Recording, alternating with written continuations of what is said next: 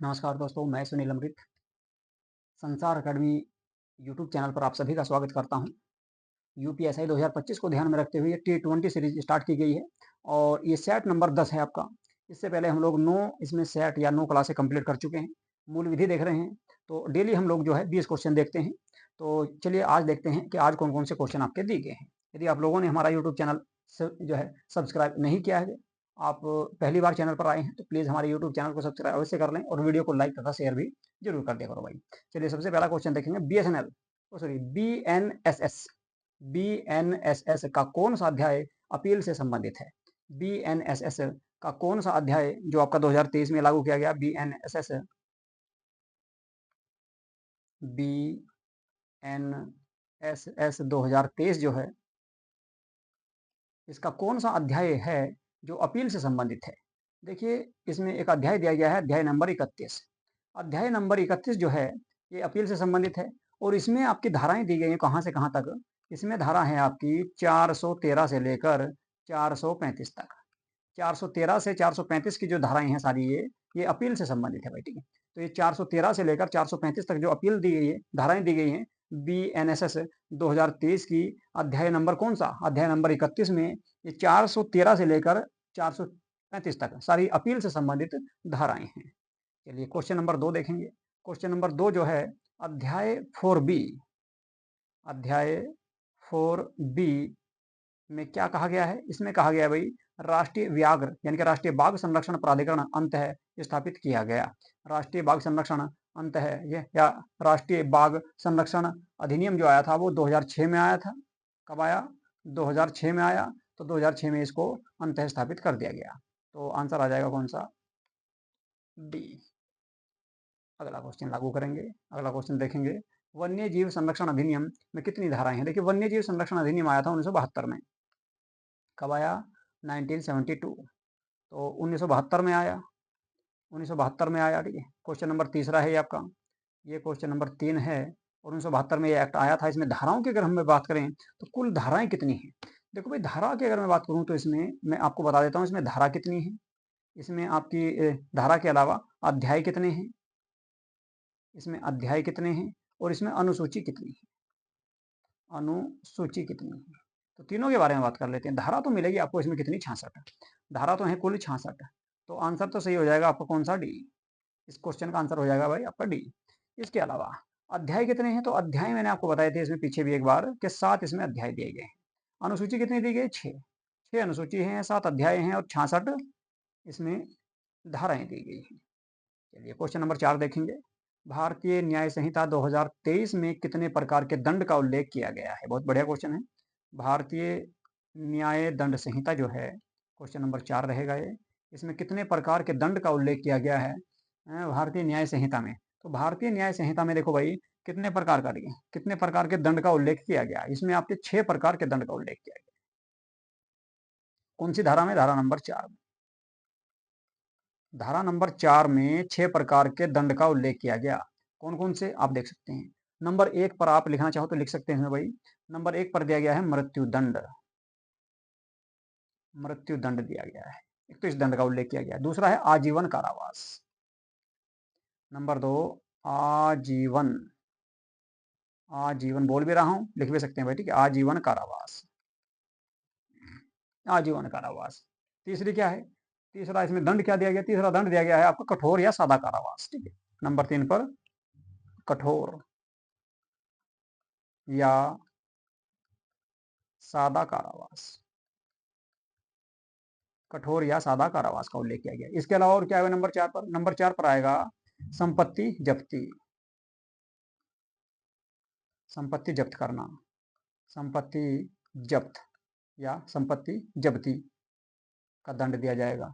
इसके बाद 4 हो गया। नंबर 5 पर जुर्माना हो सकता है और कुछ, जुर्माना 10,000, 20,000, 30,000 जुर्माने का दंड का उल्लेख किया गया। और नंबर 6 पर है आपका सामुदायिक सेवा, सामुदायिक सेवा, सामुदायिक, सामुदायिक मतलब कि पब्लिक की सेवा करना।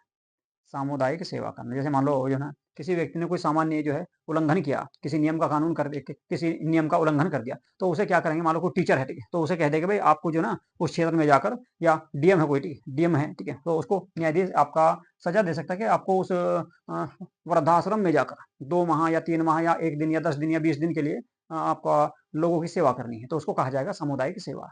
किसी गाँव की सेवा करनी, किसी क्षेत्र की सेवा करनी, ठीक है, ऐसे लगाया जा सकता है किसी अधिकारी को भी, सरकारी कर्मचारी को भी। जज के द्वारा ऐसा जुर्माना उसको दिया जा सकता है। तो कौन-कौन से हैं? एक तो मैंने लिखा है आपको, इसमें मृत्युदंड दिया जा सकता है, 6 प्रकार के दंड है मृत्युदंड। इसके अलावा आजीवन कारावास यानी कि पूरी ज़िंदगी जेल में रहना। इसके अलावा कठोर या सादा कारावास आ सकता है नंबर 3 पर, नंबर 4 पर संपत्ति जब्त करना उसकी, नंबर 6 पर जुर्माना और नंबर 7 पर सामुदायिक सेवा। तो ये आपके 6 प्रकार के दंड का उल्लेख किया गया है भारतीय न्याय संहिता 2023 में। धारा कौन-सी है? धारा नंबर 4 है। धारा नंबर 4 में 6 प्रकार के दंड का उल्लेख किया गया है। चलिए जी अगला क्वेश्चन देखेंगे। क्वेश्चन नंबर बात करते हैं आपका क्वेश्चन नंबर 5। पर्यावरण संरक्षण अधिनियम 1986 का विस्तार कहाँ तक है? पूरे भारत में। विस्तार संपूर्ण भारत में इसका किया गया है। बार-बार ये क्वेश्चन आपको देखने को मिलता है, ठीक है? क्योंकि पहले जम्मू कश्मीर में नहीं था, इसलिए अब इसको पूरे भारत में लागू कर दिया गया है। तो ए आंसर आपका इसका आ जाएगा। क्वेश्चन नंबर 6 की बात करेंगे। जिन सड़कों पर विभाजक नहीं बने हैं, वहां विभाजित करने के लिए किस रंग की रेखा लगाई जाती है? बहुत बढ़िया क्वेश्चन है भाई। बताओ इसका आंसर कौन सा होना चाहिए? क्वेश्चन नंबर है आपका 6। जिन सड़कों पर, है भाई, जिन सड़कों पर विभाजक रेखा नहीं है, जिन सड़कों पर विभाजक रेखा नहीं है, उन सड़कों पर विभाजक रेखा किस रंग से बनाई जाएगी, ये आपको इसमें बताना है। तो फटाफट इसका आंसर आप लोगों को बताना, फटाफट जो है आंसर इसका बता दो भाई, क्या इसका सही आंसर होगा? है जी, इसका सही आंसर क्या होने वाला है, ये आपको बताना है।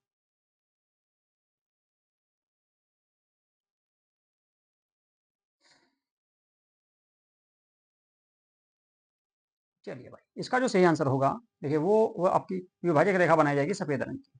तो बी आंसर इसका सही हो जाएगा। अगला क्वेश्चन देखेंगे। अगला जो क्वेश्चन है, क्वेश्चन नंबर है जी आपका 7। मोटरयान अधिनियम की धारा 112 में उल्लेख किया गया है।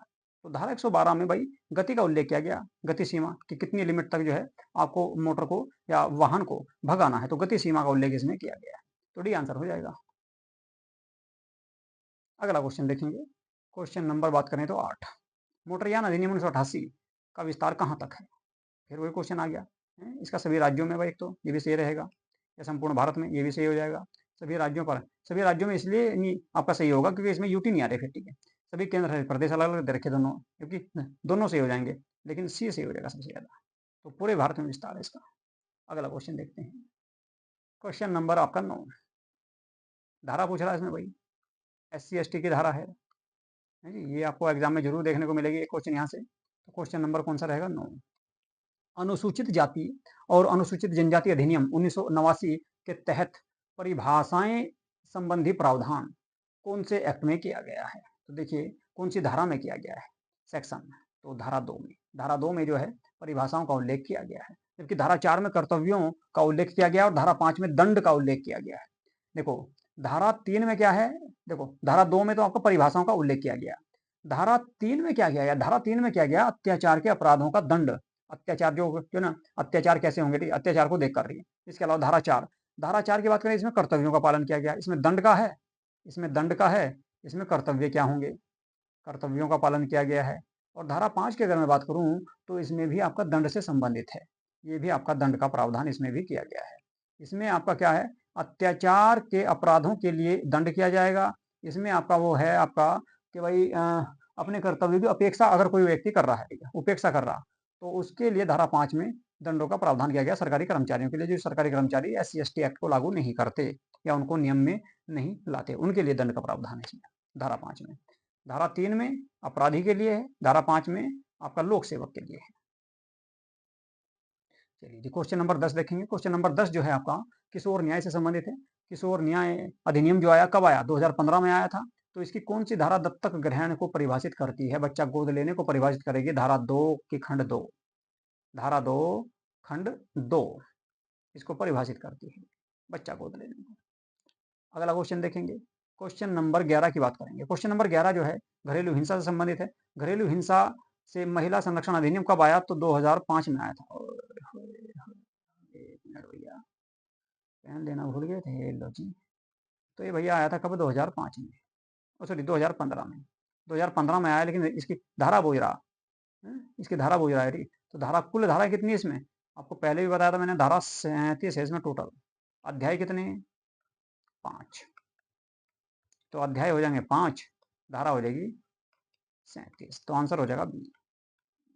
बी आंसर सही हो जाएगा। चलिए जी, देखेंगे भाई क्वेश्चन नंबर 12, गलत युग्म पहचानना। बढ़िया भाई, बहुत बढ़िया क्वेश्चन है। क्वेश्चन नंबर 12, युग्म गलत कौन सा होगा ये आपको इसमें बताना है। फटाफट बता दो, गलत युग्म कौन सा होने वाला है।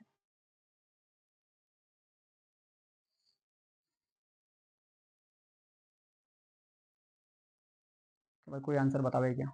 नहीं बताया किसी ने? चलो देखो भाई, गलत युग्म को पहचाना था। देखो, दोष सिद्धि अपील, धारा 374 में इसका उल्लेख किया गया, दोष सिद्धि अपील। तो ये तो आपका सही हो जाएगा। दोष मुक्ति से अपील, धारा 378 में है, ये भी बात सही है। दंडादेश की अपर्याप्तता के आधार पर अपील, धारा 377 में की गई, ये भी सही है। छोटे मामलों में अपील न होना, छोटे मामलों में अपील न होना किससे संबंधित होगा? छोटे मामलों में अपील न होना संबंधित होगा आपका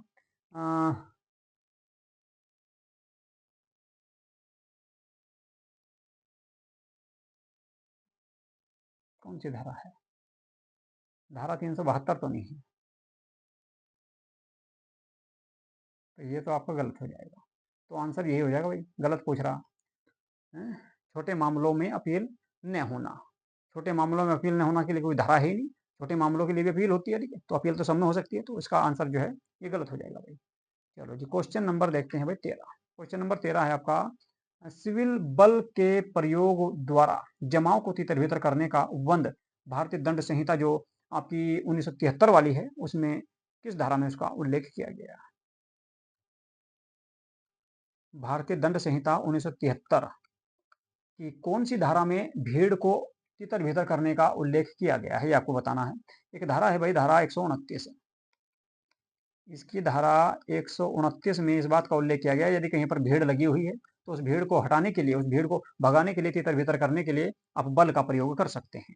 तो सी आंसर आपका इसमें सही हो जाएगा। और अगर मैं बात करूँ, ये क्वेश्चन नंबर कौन सा था भाई? 13वां क्वेश्चन था। चलिए अगला क्वेश्चन देखेंगे। क्वेश्चन नंबर है भाई आपका 14। क्वेश्चन नंबर 14 को देखें। दंड प्रक्रिया संहिता की धारा 2C और 2, हाँ 2C या 2 ग में निम्नलिखित में से क्या परिभाषित किया गया? बताओ भाई, 2C या 2 ग में क्या परिभाषित किया गया है? क्वेश्चन नंबर है जी आपका 14। तो इसका सही आंसर हो जाएगा संज्ञेय अपराध। क्या आंसर हो जाएगा? संज्ञेय अपराध इसमें इसका सही आंसर होगा। तो संज्ञेय अपराध का इसमें उल्लेख किया गया। किसका किया गया? संज्ञेय अपराध का भाई, ठीक है। चलो, ये तो सी आंसर आपका इसमें सही हो जाएगा। अगला क्वेश्चन देखेंगे। अगला क्वेश्चन देखो, दंड प्रक्रिया संहिता जो है आपकी कब लाई गई थी? 1973 में। तो इसकी धारा थी 2C या 2 ग। इसी में निम्नलिखित में से पूछा गया भाई, 2 ग में या 2C में किस चीज को परिभाषित किया गया? तो मैंने आपको बताया क्या? संज्ञेय अपराध। तो संज्ञेय अपराध के बारे में इसमें उल्लेख किया गया है। अगला क्वेश्चन देखेंगे। अगला जो क्वेश्चन है उसको पढ़ लेते हैं। दहेज अपराध, धारा है 304B भारतीय दंड संहिता की विवेचना किसके द्वारा की जाती है? बताओ भाई, इसका सही आंसर क्या होगा? दहेज से संबंधित है, ठीक है। तो दहेज से ये संबंधित है आपकी। इसमें आपको इसका आंसर बताना कि इसका सही आंसर क्या आपका हो जाएगा। एक मिनट और पीछे चला गया। चलो ये अब जब बताओ क्या आंसर होगा इसका सही। एक बार पहले पेन ले लेता हूँ इसमें। चलो, इसमें कहा गया दहेज अपराध की धारा 304B भारतीय दंड संहिता है 1860 वाली भाई, ठीक है, कि विवेचना किसके द्वारा की गई? थाना प्रभारी के द्वारा की गई, या फिर निरीक्षक रैंक के थाना प्रभारी के द्वारा है, या फिर उपाधीक्षक पुलिस उपाधीक्षक स्तर के अधिकारी के द्वारा की जाएगी, या फिर किसी भी विवेचनाधिकारी के द्वारा की जाएगी? देखिए, भारतीय दंड संहिता जो है आपकी, यदि किसी महिला की मृत्यु हो जाती है, यदि किसी महिला की मृत्यु हो जाती है, तो उसके संबंध में अपराध जो है ना, दहेज अपराध को लेकर यदि किसी महिला की मृत्यु हो जाती है, तो उससे संबंधित ये आपका धारा दी गई है। धारा का नाम है 304, ठीक है। तो धारा 304B जो है ये महिला की हत्या से संबंधित है। और महिला की हत्या से संबंधित भी कब? जब जो है दहेज से संबंधित हत्या हुई हो। तो दहेज से संबंधित जब हत्या हुई हो, अपराध हुआ हो, तो उससे संबंधित ये मुकदमा संबंधित है। अब ये लाया जाएगा कहाँ पर? तो ये पुलिस उपाधीक्षक स्तर के अधिकारी के द्वारा इसकी जाँच की जाएगी। इसकी विवेचना या जाँच जो की जाएगी, वो किसके द्वारा? पुलिस उपाधीक्षक स्तर के अधिकारी के द्वारा ही इसकी जाँच की जा सकती है। तो आपका क्या आ जाएगा? सी आंसर इसमें सही होगा। किस मामले में क्वेश्चन नंबर कौन-सा है? 16वां। क्वेश्चन नंबर 16वां है, किस मामले में आत्मरक्षा का अधिकार उपलब्ध नहीं है? क्वेश्चन नंबर 16 है कि किस मामले में आत्मरक्षा, देखिए, आत्मरक्षा का अधिकार उपलब्ध नहीं होगा। देखिए, भारतीय दंड संहिता 1860 जो है, भारतीय दंड संहिता 1860 में उसमें ये कहा गया कि लोक सेवक जो है, लोक सेवक के कार्य करने के विरुद्ध, लोक सेवक के कार्य के विरुद्ध प्राइवेट प्रतिरक्षा का अधिकार उपलब्ध नहीं होगा। मान लो कोई लोक सेवक है, लोक सेवक मतलब सरकारी कर्मचारी जो सरकार की ओर से कार्य कर रहा है। कोई लोक सेवक है और वो अपना कार्य कर रहा है, तो लोक सेवक द्वारा किया गया कार्य क्या रहेगा? आत्मरक्षा का अधिकार के उपबंध में शामिल नहीं किया जाएगा। ठीक है? किस मामले में आत्मरक्षा का अधिकार उपबंध नहीं होगा? लोक सेवक द्वारा किया गया कार्य, मान लो कोई लोक सेवक अपना कार्य कर रहा है, उसमें कोई व्यक्ति आया कि जो ना, और वो करने लगा क्या? आत्मरक्षा करने लगा अपनी, नहीं कर सकता। ठीक है? क्योंकि उसको उसमें सहयोग देना होगा, किसको? लोक सेवक को, लोक अधिकारी को या लोक सेवक को, सरकारी कर्मचारी को सहयोग प्रदान करना पड़ेगा। वो आत्मरक्षा का इस्तेमाल नहीं कर सकता। ये आंसर हो जाएगा। क्वेश्चन नंबर बात करें, आइए, आपका 17 है। क्वेश्चन नंबर 17 की अगर मैं बात करूं, तो क्वेश्चन नंबर 17 जो संबंधित है वो आपका किससे संबंधित है उसके बारे में बात करेंगे। तो धारा 34 है इसमें। धारा 34 लागू होने के लिए आवश्यक है, धारा 34 लागू होने के लिए आवश्यक है कि आपराधिक कृत्य किया गया हो। कौन सा आपराधिक कृत्य किया गया हो उसके बारे में आपको बताना। धारा 34 के बारे में इसमें उल्लेख किया गया। तो ये क्वेश्चन नंबर 17 है। पहली बात तो बता दूं, इसमें आपका एक से अधिक व्यक्तियों के द्वारा अगर कोई अपराध किया गया है, एक या ओ सॉरी एक से अधिक, यानी कि दो या दो से अधिक या 4, 5, 10 व्यक्तियों के द्वारा कोई अपराध किया गया है, तो उसमें आपका क्या शामिल हो जाएगा? धारा 34 उस पर लगाई जाएगी। तो डी आंसर आपका हो जाएगा ये। चलिए क्वेश्चन नंबर 18 देखते हैं। क्वेश्चन नंबर 18 की अगर मैं बात करूं, तो भारतीय दंड संहिता में कुल कितनी धाराएं पूछी गई है? भारतीय दंड संहिता में कुल कितनी धाराएं हैं? भारतीय दंड संहिता जो 1860 वाली है भाई, इसमें कुल कितनी धारा बता दो। बहुत आसान सा क्वेश्चन है। 511 धाराएं हैं टोटल। कितनी धारा? 511। तो 511 इसमें धाराएं दी गई हैं। ये क्वेश्चन नंबर कौन सा था भाई? 18वां। अब बात करेंगे क्वेश्चन नंबर 19 की। चलिए जी, क्वेश्चन नंबर 19 जो है, भारतीय न्याय संहिता 2023 में कुल कितने अध्याय हैं उससे संबंधित है। तो भारतीय न्याय संहिता 2023 जो बीजेपी सरकार के द्वारा ही हाल ही में संशोधित करके बनाई गई है, भारतीय न्याय संहिता 2023, इसमें पूछ रहा भाई कुल कितने अध्याय हैं। तो इसमें अध्याय बता दो कितने हैं। है जी, अध्याय आपको इसमें बताने हैं। क्वेश्चन नंबर है आपका 19 का भाई। क्वेश्चन नंबर है कौन सा? 19। क्वेश्चन नंबर 19 है। तो इसमें कुल कितने अध्याय अध्याय हैं भैया? 20। तो 20 अध्याय हैं, 20 अध्याय हैं। तो ये आंसर हो जाएगा। लेकिन अगर आपसे पूछ ले भाई इसमें धारा कितनी है, तो धारा अगर पूछ ले कभी, तो 359, 359 इसमें धारा है। इसको भी याद रखना है, 359 धारा है। चलिए अगला क्वेश्चन देखेंगे। क्वेश्चन की बात करेंगे, अंतिम क्वेश्चन है, भारतीय नागरिक सुरक्षा संहिता 2023 में संज्ञेय अपराध को परिभाषित किया गया है। बताओ भाई, क्वेश्चन तो शायद पहले भी आ चुका है एक बार। भारतीय नागरिक सुरक्षा संहिता 2023 में संज्ञेय अपराध, 20वां क्वेश्चन है, संज्ञेय अपराध को परिभाषित किया गया। धारा तो 2 है, धारा तो है आपकी 2 और खंड है 1। उपखंड बता दो कौन सा रहेगा। उपखंड आ जाएगा इसमें भैया जी। देखिए उधर रखा गया जी, धारा 2(1)(f), धारा 2(1)(g। दूसरा आंसर सही हो जाएगा। तो बी आंसर इसका सही होगा। ठीक है, तो ये थी भाई आज की आपकी क्लास। तो आज की क्लास आप लोगों को कैसी लगी इसके बारे में जरूर बताओ। और यदि आप लोगों ने हमारा यूट्यूब चैनल सब्सक्राइब नहीं किया है, तो प्लीज़ संसार अकेडमी के नाम से हमारे यूट्यूब चैनल को सब्सक्राइब कर लो। और एक चैनल भाई हमारा यूजीसी नेट के नाम से भी है, जहाँ पर नेट की और इसके अलावा हिस्ट्री पॉलिटी की डिटेल से मैं आपको उसमें क्लासें करा रहा हूँ। तो वो भी आप लोग ज्वाइन कर सकते हैं। इसके अलावा संसार अकेडमी टेलीग्राम चैनल है, वहाँ से आपको एक PDF उपलब्ध हो जाएगी, तो आप उसको भी ज्वाइन कर सकते हैं। चलिए यहीं पर करता हूँ आज की क्लास को समाप्त। नमस्कार।